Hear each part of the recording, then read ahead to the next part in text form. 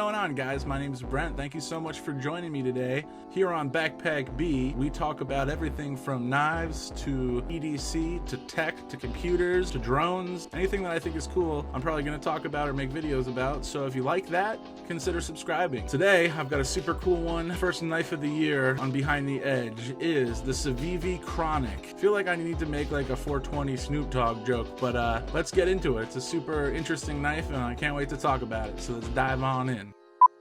WE Knife Company's budget brand Civivi released a couple new knives early 2020, one of which really caught my eye thanks to a simple, clean design. The Civivi Chronic. Weighing in at just 2.5 ounces, it has a handle length of 4.125 inches, a handle width of 0.75 inches, and a handle thickness of 0.47 inches. It has a blade length of 3.25 inches, a blade width of 0.625 inches, and a blade thickness of 0.12 inches, giving the Chronic an overall length of 7.375 inches. The Chronic features a clip point hollow ground blade, 9CR18 MOV steel, a G10 backspacer with lanyard hole, textured G10 handle scales, and a ball bearing pivot system.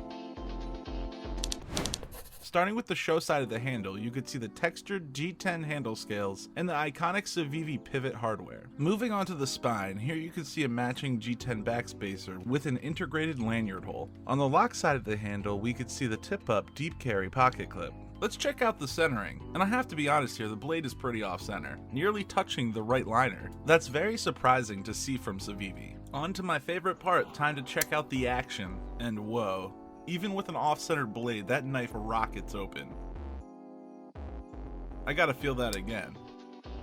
Yeah man, they nailed the action. The D10 is perfect. Whoa, this knife is super fun to open. Check out the design of the blade and that slicey hollow grind. Its action is just so good. They nailed the flipper tab on this. The Chronic's fidget factor is top notch. It's a fun and sleek design that I have trouble putting down.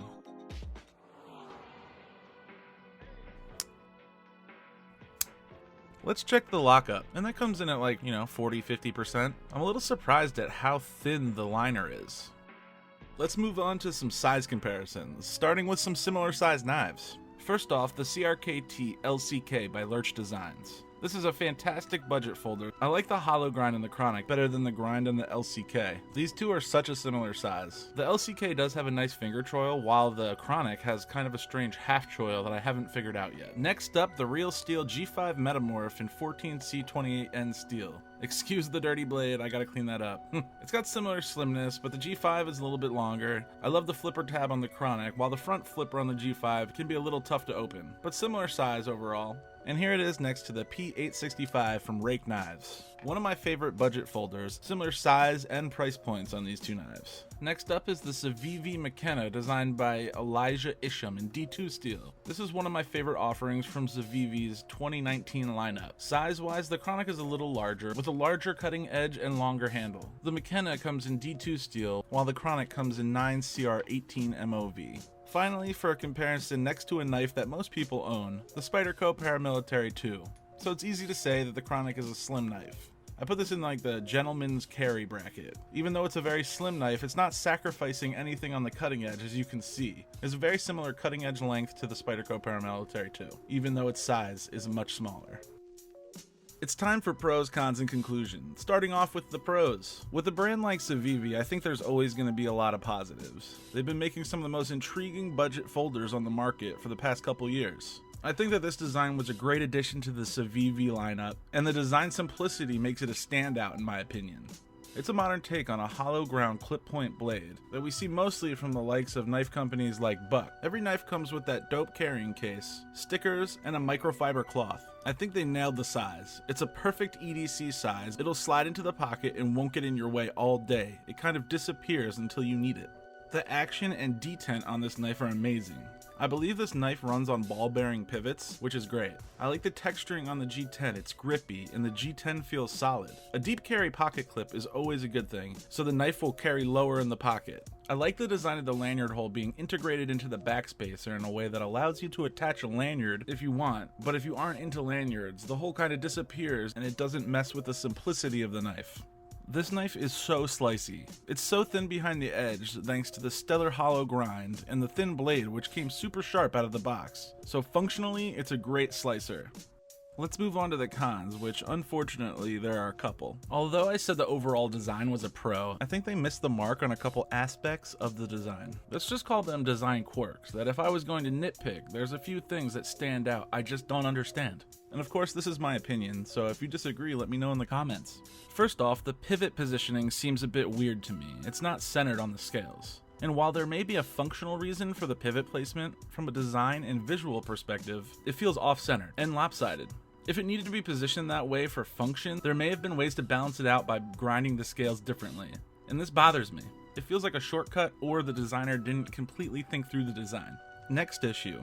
When the knife is closed, the end of the blade tang sits pretty deep into the handles. It creates a weird space between the handle scales. I think it would feel so much better if the tang sat flush with the handle scales when it was closed. It creates another moment where I'm like, this feels 80% done. Like there are design choices that don't feel completely thought out. Next, this like half-ish finger choil is super weird to me. I feel like a full finger choil would have taken away from the simplicity of the design, but this half choil feels very weird as well. It's like, should I risk putting my finger there every time and getting cut or no? I don't know. I just don't get what it's supposed to be. This is a third instance of the design really not feeling thought out or developed all the way. Moving away from my design nitpicks, I just don't know how I feel about the steel choice. I honestly was used to Civivi always using D2 steel, and I think that I would have preferred this knife to be in D2 as well. Maybe I'm wrong. I don't know that much about 9CR18 MOV. I've just had no problems with their D2, so I wish they didn't change it. And finally, I was so surprised the blade came uncentered. That's what happens when your company is known for having amazing quality control and fit and finish. Any misstep stands out way more, and I think that's the theme of the knife for me.